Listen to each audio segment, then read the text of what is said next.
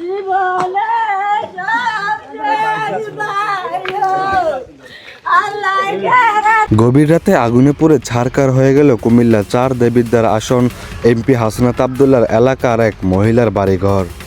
আমি প্রথমেই আপনাদের কাছে দুঃখিত যে আমি থাম্বনেলে লিখেছি গভীর রাতে পুড়ে ছাই হাসনাত আবদুল্লাহর বাড়িঘর। সেখানে আমি লিখতে চেয়েছিলাম গভীর রাতে পুড়ে ছাই হাসনাত আবদুল্লাহর এক প্রতিবেশীর বাড়িঘর। সেখানে প্রতিবেশী উল্লেখ করতে ভুলে গিয়েছিলাম, তার জন্য আমি প্রথমেই দুঃখিত। চলুন এবার বিস্তারিত আলোচনা করা যাক কী হয়েছিল সেখানে। হাসনাত আবদুল্লাহর এলাকা দেবিদ্বারের এক মহিলার বাড়িতে হঠাৎ করে রাত্রেবেলা আগুন লেগে যায়। আগুন লেগে তার বাড়িঘর সব কিছু পুরো একদম ছারখার হয়ে যায়। ওই মহিলাটি তখন খুব বেশি কান্না করতে থাকে। আর এই নিউজটি হঠাৎ করে হাসনাত আবদুল্লাহর কানে একজন গিয়ে পৌঁছালো।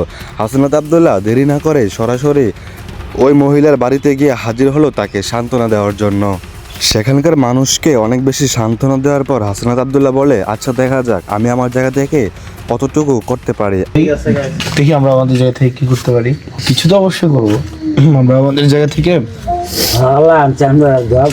আমি এই বিষয়টি নিয়ে কথা বলবো, আমি চেষ্টা করব কিছু করার জন্য। তবে হ্যাঁ, আমি কিছু করে যাব ইনশাল্লাহ। আপনারা আমার জন্য দোয়া করবেন।